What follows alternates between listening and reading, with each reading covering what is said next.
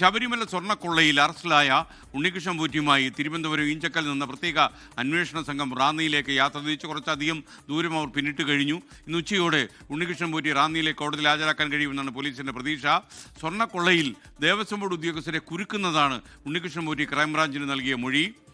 Special investigation ടീമാണ് ഇദ്ദേഹത്തെ ചോദ്യം ചെയ്തത്. ഇദ്ദേഹം ഇന്ന് രാവിലെയാണ് അദ്ദേഹം തിരുവനന്തപുരത്തെ ഈഞ്ചക്കലുള്ള ക്രൈംബ്രാഞ്ച് ഓഫീസിൽ നിന്ന് പോലീസ് ജീപ്പിൽ യാത്ര ആരംഭിച്ചത്. ആ സമയം നമ്മുടെ ഈഞ്ചക്കലെ ക്രൈംബ്രാഞ്ച് ഓഫീസിന് മുന്നിൽ ഉണ്ടായിരുന്ന ഷബീദ് റാവുത്തർ, അതുപോലെ റാന്നി കോടതിയിൽ ഹാജരാക്കുമ്പോൾ നടപടിക്രമങ്ങളെക്കുറിച്ച് പറയാൻ AV ജയശങ്കറും തത്സമയം ചേരുകയാണ്. Shabeed, welcome back to morning show. പറയൂ, പോറ്റിയെ പൂട്ടി എന്ന് നമ്മൾ പറയുമെങ്കിലും ഇനിയും കടമ്പകളേറെ. പറയൂ വിവരങ്ങൾ. എന്താ നമ്മുടെ പ്രത്യേക അന്വേഷണ സംഘം ഉണ്ണികൃഷ്ണൻ പോറ്റിയുമായുള്ള അവരുടെ യാത്ര പുനലൂർ പിന്നിട്ടിരിക്കുന്നു. കോന്നി വഴി പത്തനംതിട്ട റാന്നി എന്നുള്ളതാണ് അവരുടെ റൂട്ട്. അത് ഇതിനോടകം തന്നെ അല്പസമയത്തിനുള്ളിൽ എത്തിച്ചേരുമെന്നുള്ളത് നമുക്ക് മനസ്സിലാക്കാൻ കഴിയുന്നു. നമ്മളും അവർക്കൊപ്പമുണ്ട് എന്നുള്ളതാണ്.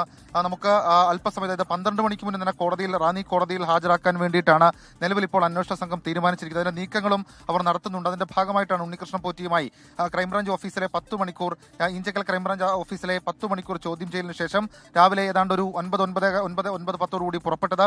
ഏതായാലും കോടതിയിൽ ഇക്കാര്യത്തിൽ ചില കാര്യങ്ങൾ അന്വേഷണ സംഘം ഇന്ന് അറിയിക്കും. പ്രത്യേകിച്ച് ഈ ഉണ്ണികൃഷ്ണൻ പോറ്റിയെ കസ്റ്റഡിയിൽ വേണ്ട ആവശ്യം, സംസ്ഥാനത്തിനകത്തും പുറത്തും തെളിവെടുപ്പ് നടത്തുന്നതിന്റെ ആവശ്യകത അടക്കമുള്ള കാര്യങ്ങൾ വ്യക്തമാക്കും. ബാംഗ്ലൂർ, ചെന്നൈ, അതേപോലെ ഹൈദരാബാദ് എന്നിവിടങ്ങളിൽ പ്രാഥമികമായി തെളിവെടുപ്പ് നടത്തണമെന്നുള്ളതായിരിക്കും അന്വേഷണ സംഘം പ്രധാനമായും ഇന്ന് കോടതിയിൽ അറിയിക്കാൻ പോവുക. അതേസമയം കഴിഞ്ഞ ദിവസത്തെ ചോദ്യം ചെയ്യലിൽ ഉണ്ണികൃഷ്ണൻ പോറ്റി വളരെ നിർണായകമായിട്ടുള്ള വിവരങ്ങൾ അത് അന്വേഷണ സംഘത്തോട് പറഞ്ഞിട്ടുണ്ട്. അതിൽ ഏറ്റവും പ്രധാനമെന്ന് പറയുന്നത് ദേവസ്വം ബോർഡ് ഉദ്യോഗസ്ഥർക്ക് കുരുക്കാകുന്ന തരത്തിലേക്കുള്ള ചില വെളിപ്പെടുത്തലും ചില മൊഴിയുമായിരുന്നു.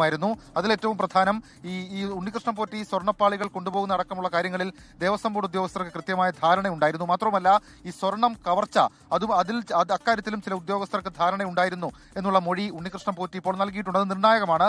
മറ്റൊരു പ്രധാനപ്പെട്ട കാര്യം, ഈ തട്ടിയെടുത്ത സ്വർണം എന്ത് ചെയ്തു എന്നുള്ളതായിരുന്നു. അക്കാര്യത്തിലും ഇപ്പോൾ വ്യക്തത വന്നിരിക്കുന്നു. അതായത് തട്ടിയെടുത്ത സ്വർണം വീതിച്ചു നൽകി, ദേവസ്വം ബോർഡ് ഉദ്യോഗസ്ഥരിൽ ചിലർക്കടക്കം അതിന്റെ വീതം കിട്ടി എന്നൊക്കെയുള്ള ഒരു മൊഴി ഉണ്ണികൃഷ്ണൻ പോറ്റി നൽകിയിട്ടുണ്ട്. അതും നിർണായകമാണ്. മൂന്നാമത്തെ കാര്യം, ഈ സ്വർണം എന്ത് ചെയ്തു, അതെങ്ങനെയാണ് ഇത് രൂപമാറ്റം വരുത്തിയെന്നൊക്കെയുള്ള കാര്യങ്ങളാണ്. അവിടെയാണ് കൽപേഷ് എന്ന പേര് വരുന്നത്. അതായത് ഉണ്ണികൃഷ്ണൻ പോറ്റിക്ക് ഇക്കാര്യങ്ങളിൽ സഹായം ചെയ്ത മാസ്റ്റർ ബ്രെയിനായി ഇപ്പോൾ അന്വേഷണ സംഘം കാണുന്നത് കൽപേഷിനെയും ഹൈദരാബാദ് സ്വദേശിയായിട്ടുള്ള നാഗേഷിനെയുമാണ്. ഇവരെ കേന്ദ്രീകരിച്ച് അന്വേഷണ സംഘത്തിന്റെ അന്വേഷണം ഇതിനോടകം തന്നെ ആരംഭിച്ചിട്ടുണ്ട്. ഇക്കാര്യങ്ങളൊക്കെ കോടതിയിൽ ഇന്ന് അന്വേഷണ സംഘം അറിയിക്കും. ഇനിയും ഉണ്ട് പലതരത്തിലുള്ള വിവരങ്ങൾ. അതായത് ഇന്നലെ ഏതാണ്ട് പുലർച്ചയോടുകൂടി ചോദ്യം ചെയ്യൽ അവസാനിപ്പിച്ചെങ്കിലും ഇന്ന് SP ശശിധരൻ വീണ്ടും ഈ ക്രൈംബ്രാഞ്ച് ഓഫീസിലേക്ക് എത്തി ഉണ്ണികൃഷ്ണൻ പോറ്റിയെ കുറച്ചു നേരം കൂടി ചോദ്യം ചെയ്തു. അത് പുറത്തു നിന്നടക്കം ശേഖരിച്ച രേഖകൾ, പ്രത്യേകിച്ച് സ്മാർട്ട് ക്രിയേഷൻസ് നടക്കം ശേഖരിച്ച രേഖകൾ പ്രകാരമായിരുന്നു ആ ചോദ്യം ചെയ്യലെന്നുള്ള ഏറ്റവും പ്രധാനപ്പെട്ട കാര്യം. ഏതായാലും അല്പസമയത്തിനുള്ളിൽ ഈ അന്വേഷണ സംഘം നമ്മുടെ ഇവിടേക്ക് എത്തും. അതായത് റാന്നിയിലേക്ക് എത്തും. റാന്നി കോടതിയിൽ ഈ ഉണ്ണികൃഷ്ണൻ പോറ്റിക്ക് വേണ്ടി ശാസ്തമംഗലം അജിത് കുമാറിന്റെ ഭാഗമായി വിൽസൺ എന്ന് പറയപ്പെടുന്ന അഭിഭാഷകനായിരിക്കും ഹാജരാവുക. ഓക്കെ, റാന്നി കോടതിയിലേക്കാണ് ഉണ്ണികൃഷ്ണൻ പോറ്റിയുമായുള്ള ജീപ്പ് സഞ്ചരിച്ചുകൊണ്ടിരിക്കുന്നത്. പുനലൂർ കടന്നു. ഇപ്പോൾ പുനലൂർ പത്തനാപുരം വഴി കോന്നി വഴിയായിരിക്കും റാന്നിയിൽ എത്തുക.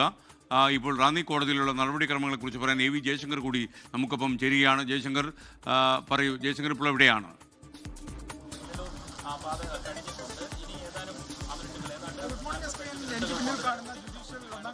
മജിസ്ട്രേറ്റ് കോടതിയിലായിരിക്കും ഉണ്ണികൃഷ്ണൻ പോറ്റിയെ 11:00 അന്വേഷണ സംഘം ഹാജരാക്കുക. അതിനുവേണ്ട ക്രമീകരണങ്ങൾ, ഒരുക്കങ്ങൾ എല്ലാം തന്നെ ഈ കോടതി കേന്ദ്രീകരിച്ചുകൊണ്ട് നിലവിൽ പൂർത്തിയായിട്ടുണ്ട്. ഒപ്പം തന്നെ ഇവിടെ റാന്നി DYSPയുടെ നേതൃത്വത്തിലൊരു പോലീസ് സംഘം തന്നെ ഇവിടെ എത്തിയിട്ടുണ്ട്. ആ സംഘം നിലവിൽ കോടതി പരിസരത്ത് വലിയ തോതിലുള്ള സുരക്ഷ ഒരുക്കിയിട്ടുണ്ട്. ഒരു പോലീസ് വണ്ടി, ഒരു പോലീസ് ബസ് ഉൾപ്പെടെ ഇവിടെ ആ ബസ്സിൽ പോലീസുകാർ ഇങ്ങോട്ട് എത്തിച്ചിട്ടുണ്ട്.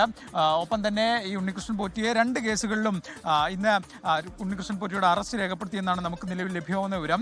റാന്നി കോടതിയിൽ പ്രോസിക്യൂഷന് വേണ്ടി അഡ്വക്കേറ്റ് B അനിൽകുമാർ ഹാജരാകും. ഇന്ന് കസ്റ്റഡി ചോദിക്കുന്ന കാര്യത്തിൽ ഇതുവരെ SIT സംഘം ഈ പ്രോസിക്യൂഷനുമായി കമ്മ്യൂണിക്കേഷൻ നടത്തിയിട്ടില്ല എന്നാണ് നമ്മൾ മനസ്സിലാക്കുന്നത്. എന്തായാലും ഒപ്പം തന്നെ പ്രതിഭാഗത്തിന് വേണ്ടി അഡ്വക്കേറ്റ് VL സനൽ വിസൽ ഹാജരാകുമെന്നാണ് നമുക്ക് ലഭ്യമാകുന്ന വിവരം. എന്തായാലും ഇതുമായി ബന്ധപ്പെട്ട ഒരുക്കങ്ങൾ, ക്രമീകരണങ്ങളെല്ലാം തന്നെ കോടതിയിൽ പൂർത്തിയായിട്ടുണ്ട്. ഇന്നൊരു പക്ഷേ പ്രതിഭാഗം ഉണ്ണികൃഷ്ണൻ പോറ്റിയുടെ ജാമ്യത്തിന് വേണ്ടിയുള്ള ശ്രമം നടത്തില്ല. കാരണം ഇതിന്റെ റിമാൻഡ് റിപ്പോർട്ട് ഉൾപ്പെടെയുള്ള കാര്യങ്ങൾ പ്രതിഭാഗത്തിന് ലഭിക്കാനുണ്ട്. എന്തൊക്കെ കുറ്റങ്ങളാണ് ഇദ്ദേഹത്തിനെതിരെ ആരോപിക്കുന്ന ഉൾപ്പെടെയുള്ള വിവരങ്ങൾ ലഭിച്ചതിന് ശേഷം പിന്നീടായിരിക്കും പ്രതിഭാഗം ഇതുമായി ബന്ധപ്പെട്ട് ഈ ജാമ്യാപേക്ഷ ഉൾപ്പെടെ പോവുക. പക്ഷേ ഈ കോടതിയിൽ എത്തുന്ന ഘട്ടത്തിൽ അന്വേഷണ സംഘം ഇന്ന് തന്നെ കസ്റ്റഡി ആവശ്യപ്പെടുമെന്ന കാര്യത്തിലും വ്യക്തതയില്ല. കാരണം ഈ പ്രോസിക്യൂഷനുമായി ബന്ധപ്പെട്ട് ഇത്തരം കാര്യങ്ങൾ ആരായുന്ന ഘട്ടത്തിൽ ഈ SIT നിന്ന് അത്തരം നിർദ്ദേശങ്ങളൊന്നും ലഭിച്ചിട്ടില്ല എന്നൊരു മറുപടി മാത്രമാണ് ലഭിക്കുന്നത്. അതായത് അതീവ രഹസ്യമായി തന്നെയാണ് SIT കോടതിയിൽ ഹാജരാവുന്ന ഘട്ടം വരെയുള്ള എല്ലാ നീക്കങ്ങളും നടത്തിയിരിക്കുന്നത്. 11:00 തന്നെ എനിക്ക് പിന്നിൽ കാണുന്ന ഈ കോടതിയിൽ ഉണ്ണികൃഷ്ണൻ പോറ്റിയെ ഹാജരാക്കും. അതുമായി ബന്ധപ്പെട്ട സുരക്ഷാ ക്രമീകരണങ്ങൾ ഉൾപ്പെടെ ഇവിടെ പൂർത്തിയായിട്ടുണ്ട്. റാന്നി കോടതിയിലാണ് ഹാജരാക്കുക. വിജയശങ്കറാണ് വിവരങ്ങളുമായി കോടതിക്ക് മുന്നിൽ നിന്ന് ചേർന്നത്. ലോകത്തെവിടെയായാലും ഏത് സമയത്തും 24 വാർത്തകളും ഓഗ്മെന്റഡ് റിയാലിറ്റി പാക്കേജുകളും എക്സ്പ്ലെയിനറുകളും വിശദമായി കാണാൻ ഞങ്ങളുടെ YouTube ചാനൽ നിങ്ങൾക്ക് സബ്സ്ക്രൈബ് ചെയ്യാം.